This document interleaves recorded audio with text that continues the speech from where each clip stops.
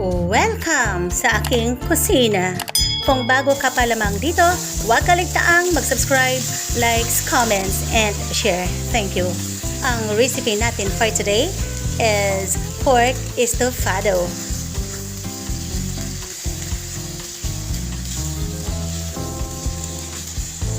At ang karne na gamitin natin dito ay pork, piggy, or ham part. So dito, simulan natin sa paglalagay ng ground black pepper, salt, and paprika. Dito, atin itong paghalo-haluing mabuti until well combined. Once well combined na ito, atin itong isi-set aside and i-rest for 15 minutes. On a preheated pan, let's pour in cooking oil. Pag mainit na ito, ating ilalagay ang ating saging o saba na banana. Piprituhin natin ito until the color will become lightly brown.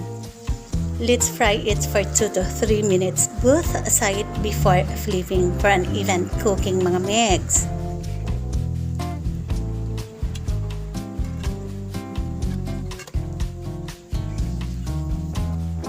Okay na ito, atin na itong hahanguin. On the same pan, ating piprituhin ang ating carrots and fry it for about 3 to 5 minutes. Okay na ito, atin na itong hahanguin and set aside. Dito, isusunod na rin natin ang ating bell pepper. Atin itong i-fry sa loob ng 1 minuto lamang. On the same pan, ating piprituhin ang ating karni. Atin itong piprituhin until the color will become lightly brown. The purpose of searing or frying the meat is to seal its flavor. Once naging brown na ito, atin na itong hahanguin.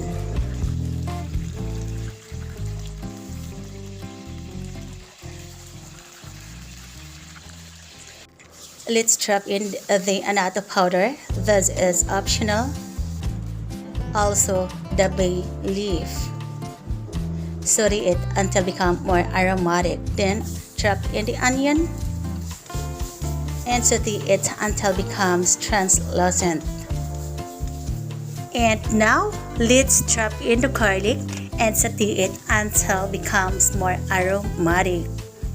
Once the garlic becomes more aromatic, let's drop in the pork and stir it thoroughly until well combined.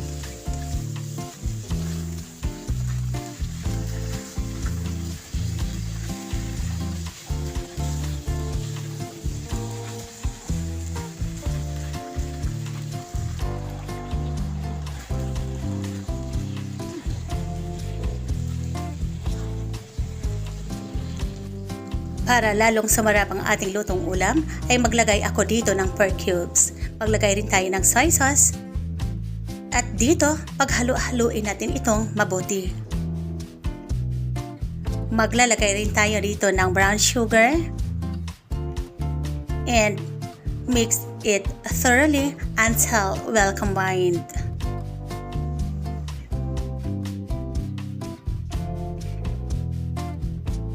At dito, magdagdag na rin ako ng vinegar. Huwag nating takpan agad at paghalo-haluin ito.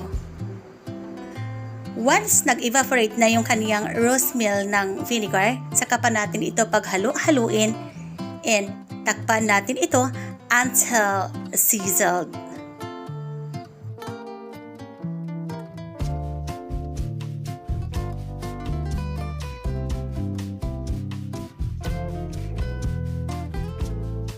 Maglagay rin tayo ng pineapple chunks and mix it thoroughly.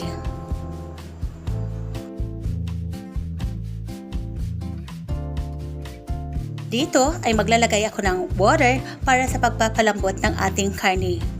Takpan natin ito at ating pakukuluin.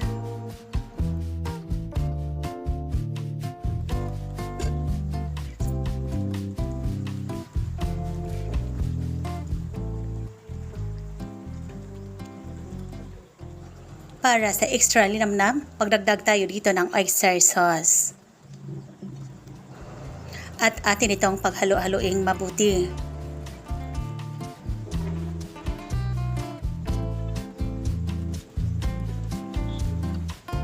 Takpan natin muli at atin itong isi-simmer hanggang sa lumambot na ang ating karne.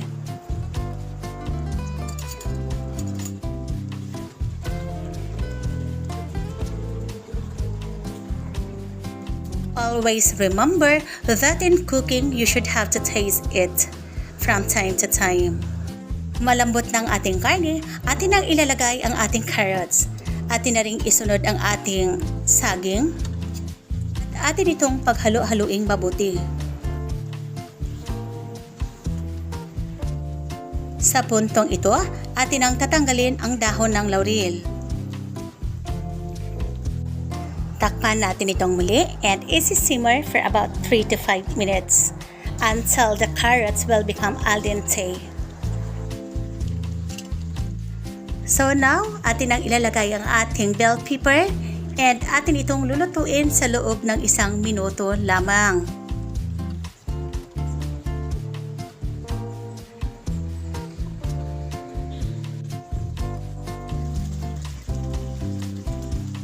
Alright, before turning off the flame, we are going to drizzle some sesame oil. Ang sesame oil, mga friends, ay nagdagdag ito ng aroma. Nagpapabango ito ng ating lutong ulam, mga friends.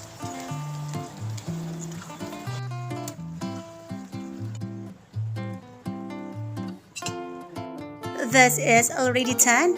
And wow, I'm proud to present to you our Pork Estofado. This is easy and quick to do, very rich in flavor, so delicious, and wow, wala talaga akong masabi, mga friends.